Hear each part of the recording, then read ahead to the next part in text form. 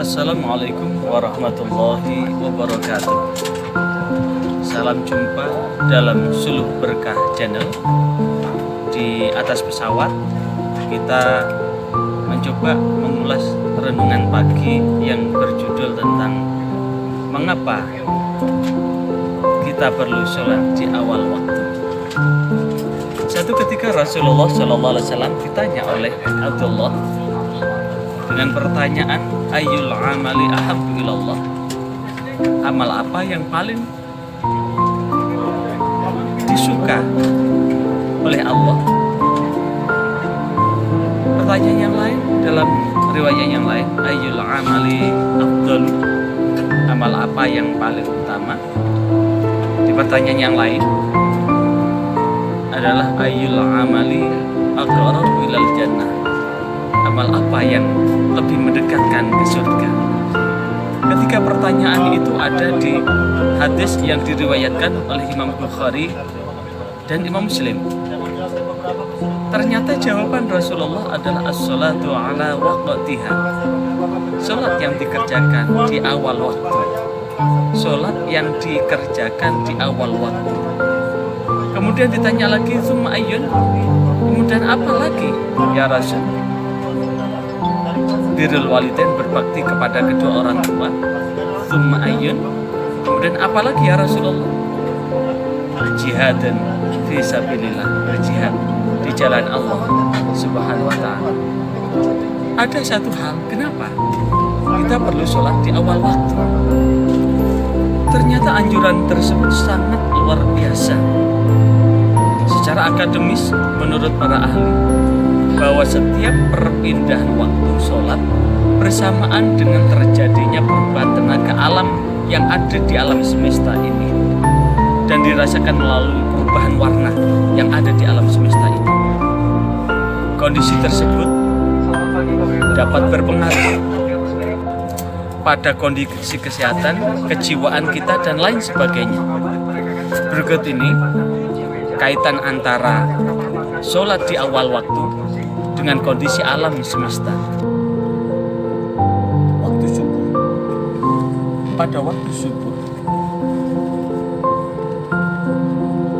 alam semesta berada dalam spektrum warna biru muda yang bersesuaian dengan frekuensi tiroid. Tiroid adalah kelenjar gondok. Lagi tiroid adalah kelenjar gondok. Dalam ilmu fisiologi, tiroid mempunyai pengaruh terhadap sistem metabolisme tubuh manusia. Warna biru muda juga mempunyai rahasia. Rahasia tersendiri berkaitan dengan rezeki dan cara berkomunikasi. Karena itu, bagi mereka yang masih tertidur nyenyak pada waktu subuh dapat menghadapi masalah rezeki dan komunikasi.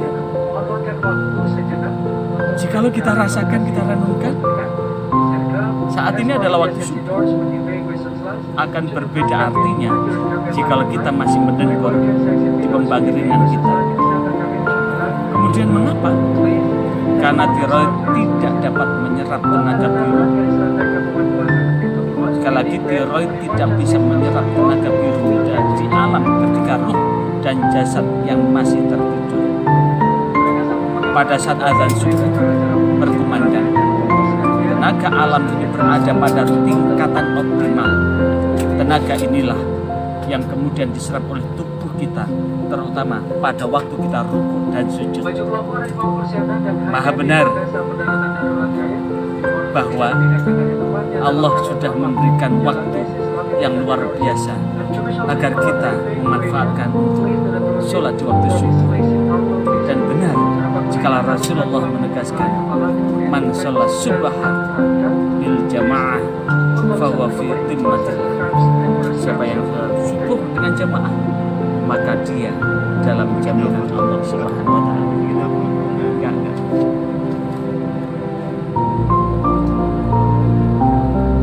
Kemudian waktu zuhur, alam berubah menguning, dan ini berpengaruh pada perut dan sistem pencernaan manusia secara keseluruhan.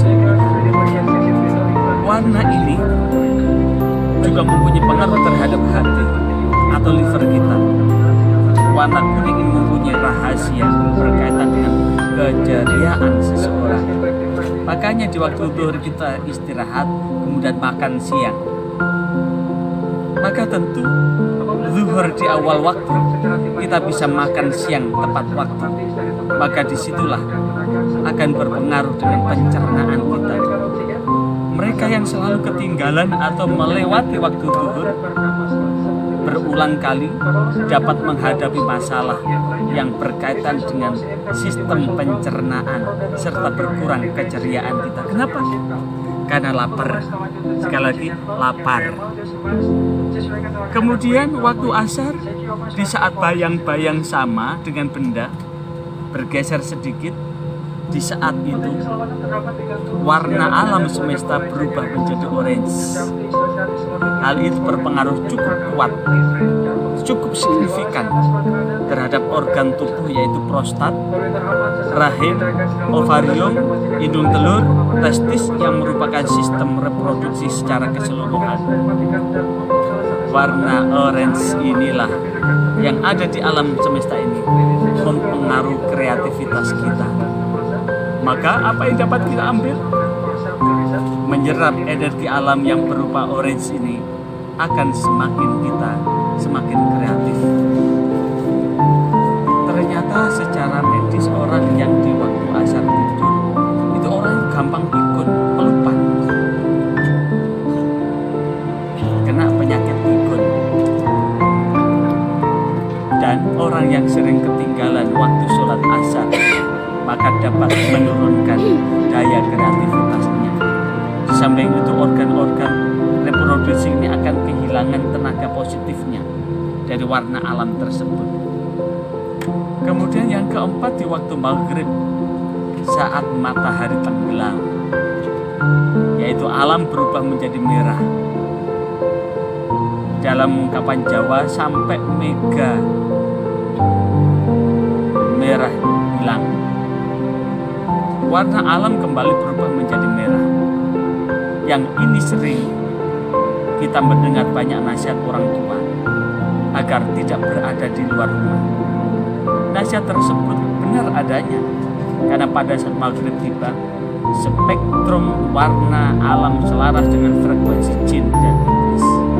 Maka disitulah di waktu itu jin dan iblis amat bertenaga, karena mereka ikut bergetar di alam semesta ini. Mereka sedang dalam perjalanan, sebaiknya berhenti sejenak, arahkan kendaraan ke langgar masjid terdekat untuk melaksanakan sholat. Sholat apa? Sholat maghrib. Hal itu lebih baik dan lebih selamat, karena pada waktu itu banyak gangguan yang terjadi, tumpang tindih, dua atau lebih gelombang frekuensi yang sama dan hampir sama bisa menimbulkan fata morgana yang bisa mengganggu penglihatan kita. Yang terakhir, waktu isya. Di waktu ini warna alam berubah menjadi nila dan selanjutnya menjadi gelap, seperti kondisi berada di dalam pesawat ini karena pesawat akan take off. Waktu itu, di waktu isya, warna alam berubah menjadi nila dan selanjutnya menjadi gelap. Warna isya mempunyai rahasia ketentraman, kedamaian yang frekuensinya sesuai dengan sistem kontrol otak kita.